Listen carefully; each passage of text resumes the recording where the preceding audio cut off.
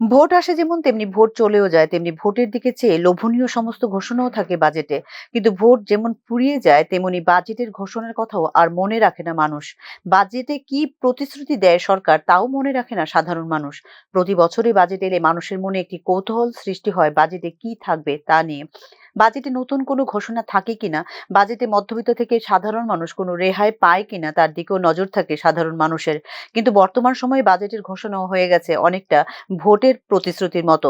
ভোটের প্রতিশ্রুতি যেমন মানুষকে লোভে ফেলার একটি কৌশল মাত্র, তেমনি বাজেটও বর্তমান সময়ে চমক ছাড়া আর কিছু নয় বলে মনে করেন তথ্যবিজ্ঞ মহল। গত বছর ছিল দেশের লোকসভা ভোট। গত বছর এপ্রিল, মে, জুন মাস পর্যন্ত দেশে লোকসভা ভোট অনুষ্ঠিত হয়। সেই ভোটের দিকে লক্ষ্য রেখে নয়া ঘোষণাও হয়েছিল দেদার। যদিও ভোট জেতার পর ফের যে প্রতিশ্রুতি দিয়েছিল কেন্দ্রীয় সরকার, বিশেষ করে চাকুরির ক্ষেত্রে, তা আজও অধরা। গত বাজেটে অর্থমন্ত্রী নির্মলা সীতারামন ঘোষণা করেছিলেন, প্রতিশ্রুতি দিয়েছিলেন ৩ কোটি চাকুরি হবে। কিন্তু ১ বছর পর ফের বাজেট পেশ হলো ১লা ফেব্রুয়ারি। সরকারি পরিসংখ্যান বলছে চাকুরি হয়নি একজনেরও। বাজেটে অর্থমন্ত্রী নির্মলা সীতারামন চাকুরির বাজার চাঙ্গা করতে ৩টি প্রকল্পের ঘোষণা করেছিলেন। এর মধ্যে ২টি প্রকল্প ছিল প্রভিডেন্ট ফান্ড বা পিএফ ভিত্তিক। ৩টি স্কিম থেকে সংগঠিত ক্ষেত্রে প্রায় ২,৯০,০০,০০০ চাকুরি হবে দেশে বলে ঘোষণা দিয়েছিলেন অর্থমন্ত্রী নির্মলা সীতারামন। কিন্তু সরকারি পরিসংখ্যানই বলছে ৩ কোটি চাকুরি তো দূরের কথা, কোনো চাকুরিই হয়নি কোনো স্কিমে। ২০১৪ সালের মোদী সরকার যখন দেশে ক্ষমতায় আসে, সেবার ভোটের প্রচারে প্রতিশ্রুতি ছিল বছরে ২ কোটি চাকুরি হবে। মোদী সরকার ইতিমধ্যে ১১ বছর সম্পন্ন করে ফেলেছে কেন্দ্রে, কিন্তু ২২ কোটি চাকুরি হয়েছে কি তা নিয়েই উঠছে প্রশ্ন। গত বছর নির্মলা সীতারামনের প্রতিশ্রুতি মোতাবেক বছরে ৩ কোটি চাকুরি কি হলো তা নিয়ে প্রশ্ন ওঠা স্বাভাবিক। যে ৩টি স্কিমে বছরে প্রায় ৩ কোটি চাকুরির কথা বলা হয়েছিল, তাতে প্রথম স্কিমে বলা হয়েছিল বেসরকারি সংস্থায় নতুন চাকুরি পাওয়া কর্মীদের ১ মাসের বেতন দেবে সরকার। সর্বাধিক ১৫,০০০ টাকা পাওয়া যাবে এই স্কিমে।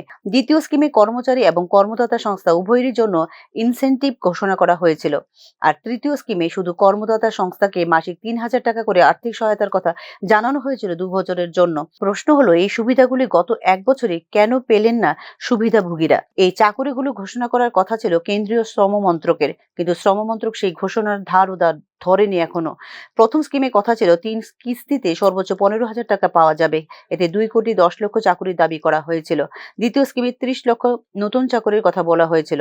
তৃতীয় স্কিমে ৫০ লক্ষ নতুন চাকুরির কথা বলেছিল কেন্দ্র। কিন্তু বাস্তব হলো, এই প্রকল্পে এখনো পর্যন্ত চাকুরি পায়নি একজনও। শুধু তাই নয়, করোনাকালে নেওয়া একাধিক প্রকল্পের সুবিধা এখনো পায়নি বহু মানুষ।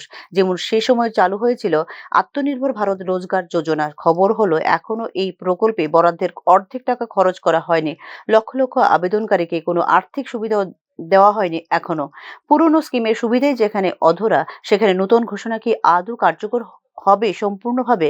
সাধারণ মানুষের প্রশ্ন কিন্তু এরকমটাই। Bureau report, news now.